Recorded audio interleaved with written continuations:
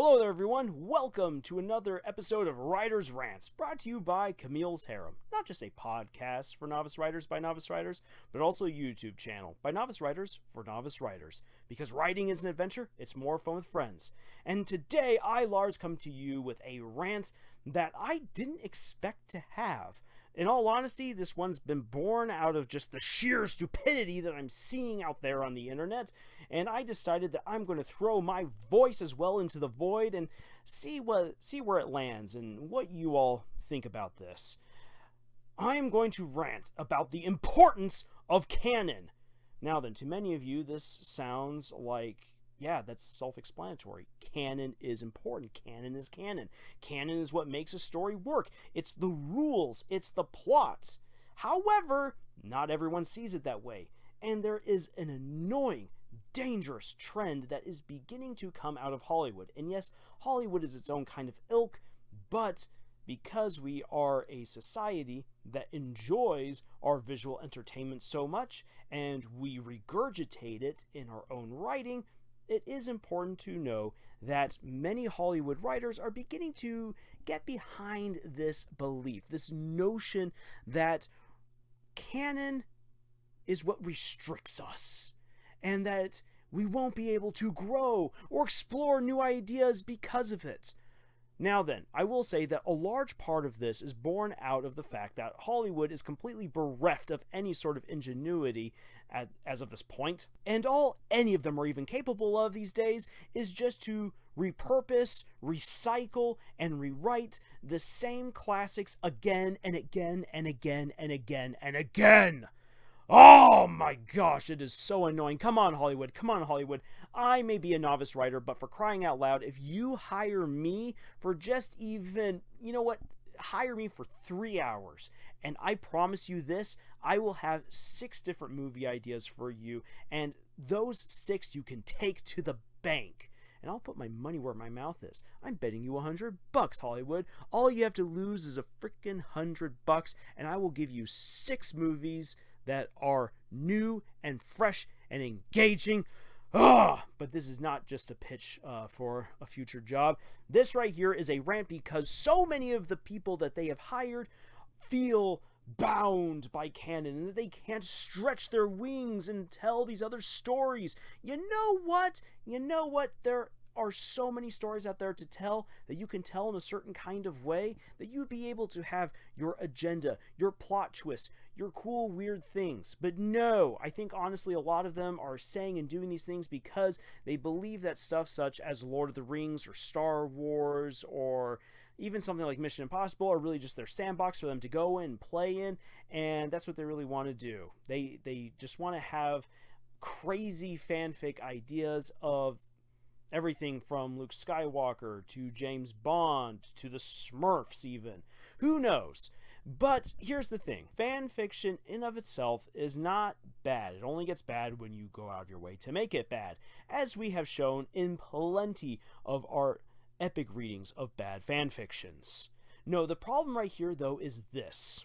By espousing rhetoric that says we should get rid of the notion of canon, that canon is restrictive, that canon prevents us from truly enjoying the kind of stories that we want to tell, while that is dangerous to franchises, it is a belief that could become very dangerous going down the road. You see, canon is not just simply this is what has come before. Canon is an understanding of the rules within your story. It is an understanding of the characters and how they progress. It is an understanding of plot progression. Honestly, canon is everything about the story that makes it function the way that you intend it to.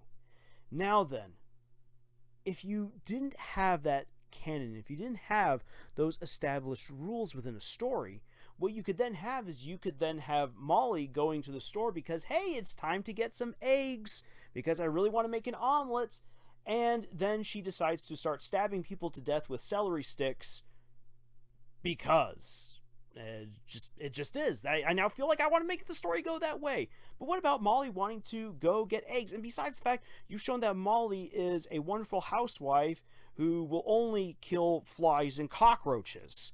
Like, where on earth did this come? Did she have a really bad day? Did she snap? Is there something horrible in her past? No, I just thought it'd be fun to have Molly start stabbing people with celery sticks. I'm sorry, but that doesn't work. Also, those of you who are fans of anime, you will remember plenty of different shows where you have the Deus Ex power-up, where suddenly the protagonist just discovers this power and is able to use it. And while that can sometimes be really fun to watch, upon rewatch or upon even just thinking remotely about what's going on, you realize that this is just dumb because it totally breaks the suspension of disbelief. It breaks the tension and it breaks the system that made the story what it was. We like our canon. Our canon makes it so that we understand what is going on. Within canon, you can still do your plot twists. You can still do your power-ups. Within canon, you can still show us amazing character progression, or you can show us that a character is not always what we thought they once were. There are plenty of things that you can do, but you must keep track of what you are doing with your characters, with your world, with your story. If you're not doing that, you will have inconsistencies. And the audience, your readers, your viewers, hate inconsistencies because it makes it harder for them to really enjoy what's going on, because we want to engage with a story. And when the story is providing us with questions and no reasonable means of providing an answer, it's frustrating and we lose interest because we can't find those satisfying answers.